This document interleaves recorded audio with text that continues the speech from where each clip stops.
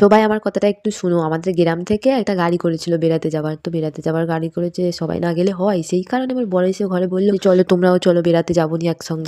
যাবনি করেও তবু জোর করে আমাদের দুজনকে ঠেলে ঠেলে নিয়ে চলে গেল বেড়াতে। বাসাতে গিয়ে তুলে ধাক্কা মেরে দিয়ে বসিয়ে দিল সিটেতে কোনো রকমের দুজনে কষ্ট সৃষ্টি করে বসেছিলাম জানো। তারপরে ড্রাইভার এমন গাড়ি চাল দিল যে একেবারে সেই তারাপীঠে দিয়ে এলো। তারাপীঠে এসে কি শান্তিতে ছিলাম বলো? বরটা একদম জোর করে বললো, চলো চলো এক্ষুনি মন্দিরে যেতে হবে। তখন বাজে রাত 15। এই হাড় কাঁপানো শীতেতে তিনজনে মিলে বেরিয়ে পড়লুম, কারণ এই মেয়ে ছেনটা আছে, ওকে নিয়েই তো সমস্যা। আবার ঠান্ডায় কাঁপতে কাঁপতে তিনজনে একেবারে গেলুম মায়ের মন্দিরের দিকে। আমাদের বেরোতে দেরি হচ্ছিল বলে মামনি আগেই চলে গিয়েছে মার কাছে পুজো দিতে, মন্দিরে ঢুকে গিয়েছে। আর আমরা দেরি করে এই মেয়ে ছেনটাকে খাইয়ে দাইয়ে তারপরে নিয়ে এসেছি, নাইলে তো আবার হাগালির মতো কাঁদবে। তোমরাই বলো। মামনি আরে এই যে দেখে আমরা তো তাড়াতাড়ি করে ছুটে ছুটে আইতেছিলাম। আইতে পাশে শুনতে পাইতেছি যে বলে নাকি মন্দিরের দরজা বন্ধ করে দিয়েছে। আর কি করবো, চলো গিয়ে দেখি কি করেছে। এই যে গেট বন্ধ করে দিয়েছে, আমাদের বড্ড দেরি হয়ে গেছে। আমরা আবার সকালবেলা আসবো, এখন ঘুরে যাই মার মন্দিরের মুখ দেখে যাই, সকালবেলা এসে মার মুখ দেখবো। তোমরাই বলো, এই ছাবালটাকে নিয়ে এত কষ্ট করে শীতেতে ঠকঠুক করে করতে করতে আমরা এলুম, আর যদি মার মুখ দেখতে নাই পেলুম তাহলে আর কি ভালো লাগে। যাই হোক, হেঁটে হেঁটে আবার ঠুকঠুক করে কাঁপতে কাঁপতে ঘর যাই। আর তোমরা ওই শীতে কাঁপতে কাঁপতে আমাদের ভিডিওটা দেখো, আর কেমন লেগেছে বলো। এই ভাষা ভিডিও তো আসতে